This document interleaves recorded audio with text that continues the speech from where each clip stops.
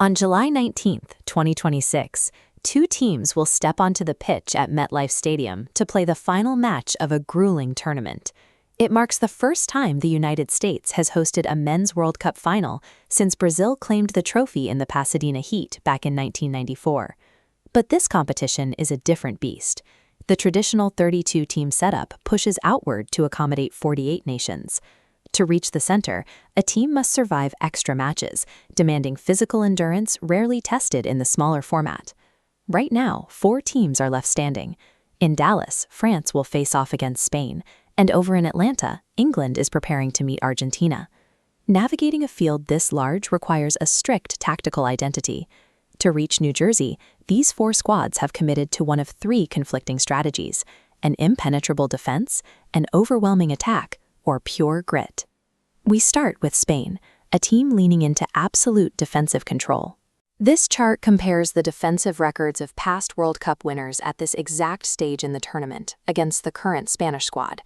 Notice Spain sitting at the baseline, with 0 goals conceded across 6 straight matches.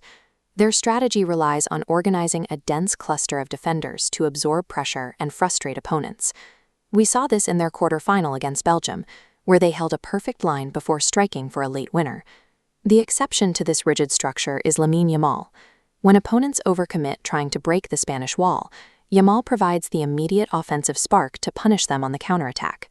Spain is testing a specific hypothesis: that statistical perfection in the back half of the pitch can neutralize the chaos of a 48-team bracket. On the other side of the bracket, France and Argentina utilize a different philosophy: overwhelming attacking firepower. France demonstrated this in their surgical 2-0 quarterfinal victory over Morocco. They are led by Kylian Mbappé, who is currently chasing the tournament's golden boot by constantly demanding the ball and driving the pace. Argentina brings a similar intensity. They dismantled Switzerland 3-1 in extra time, breaking through a stubborn defense through the sheer volume of scoring chances.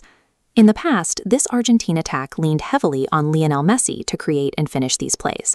Today, their offensive system is distributed across a deep rotation of strikers. With players like Julian Alvarez and Alexis Mac Allister and Lautaro Martinez rotating through the front line, defenders can no longer focus on neutralizing a single star.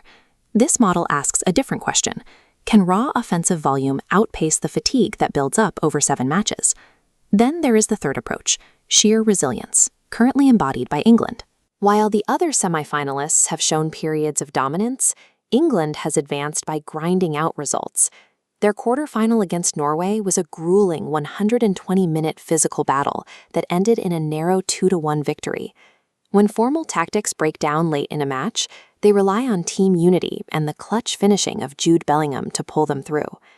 England's run suggests that when bodies are tired and tactical plans fail, the collective ability to suffer through extra time becomes the most valuable asset on the pitch.